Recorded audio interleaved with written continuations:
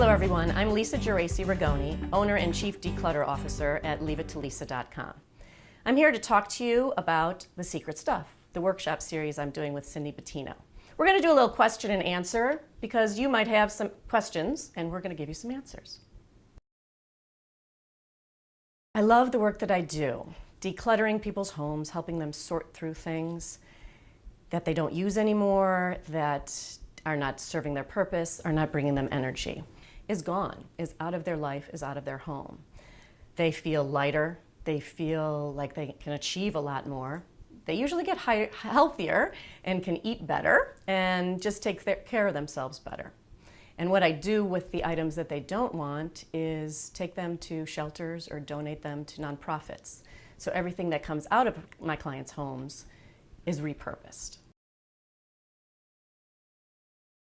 My mother had an issue with her weight, with her appearance, and she was always on a diet. I remember growing up, I had 3 brothers, very competitive. We were all very competitive.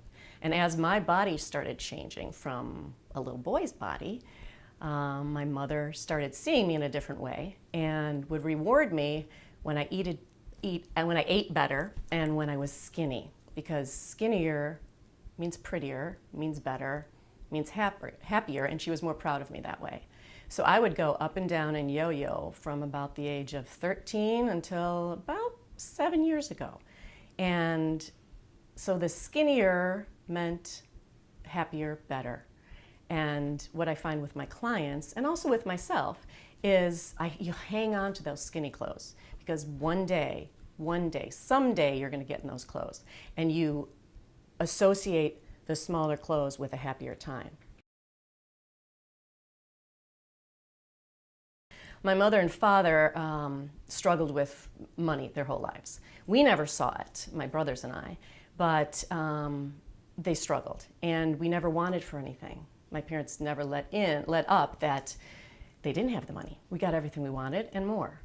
And yet, behind closed doors, their anxiety and their fear and their anger would come out, and there were secrets. And I was very sensitive when I was young to people's feelings, to my surroundings, and I knew something just wasn't right in my family, in my household.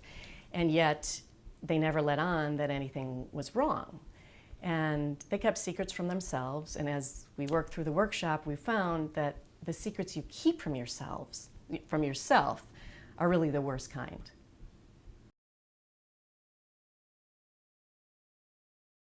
Cindy and you and I have come to this workshop many times, and that's to say that everybody needs to work on their secret stuff. Whether you work on it journaling or going through therapy, what we want to say about the secret stuff is that you're not going to be alone. You're going to be actually working through things. You can buy all the self-help books you want, that make lists and this and that you're going to get better, but really they're pretty much all a fantasy if you don't work on what's blocking you from reaching those goals and making those changes in their lives. So when I speak to my clients, when I work with my clients, it's really women, but it's also open to men, that expected so much more from their life. They didn't realize that they were going to be cleaning up dirty diapers and they were not going to be fulfilling their dreams. And you just get stuck in this cycle, and where are you? What happened to your dreams? And not that you gave up anything for your children or your spouse or your partner, but where did we get lost? And that's what we're trying to help people come to terms with and get on with. When we get married, we have this, or whatever, we have this idea of this is going to be my life. So some of those clothes, some of those old tchotchkes, some of that furniture still keeps like that hope alive. And yet, 15 years later, that is not us anymore. Right. And those aren't even our goals anymore. Right. One of my clients was holding on to, she was moving out of her house of 50 years to move closer to her boyfriend, but she was holding on to vases, and she felt so bad. They reminded her of this and they reminded her of that, but she also felt so bad that she didn't want them anymore in her life because they didn't serve her purpose. They didn't give her energy. But she felt bad because they were given to her with such love. and she felt that she was stopping that love. So we sat there and I said, well, did you love it? One of the vases. And she said, yeah, I did. I loved it. And then she said, and I got out of it what my friend wanted me to get out of it. And she was able to let it go and repurpose it, like donate it, you know, and she knew someone was going to see that on a shelf at Goodwill. Say, that would be perfect for Cindy. And it's like recycling the love. And she was able to give it up.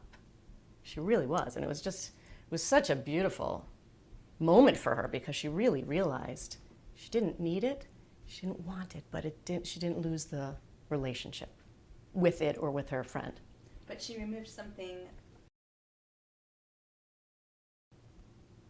I would like to encourage anybody who's watching, anyone who is hoping for a change in their lives, hoping to make a difference, maybe motivate their children in a different way, motivate themselves in a different way, and to not be afraid.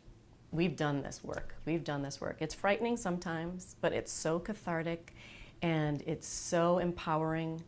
And once you uncover a little bit of that secret stuff, you can't go back. You can't go back. And all it is your past, your history. And if you keep going back to that, like my clients keep going back to their skinny clothes or feeling guilty that someone gave them something and they don't want it anymore, if you keep going back to that, you can't move forward. And what we want from you is to move forward into greatness, into light, because you matter and we're there for you. So please join us at The Secret Stop.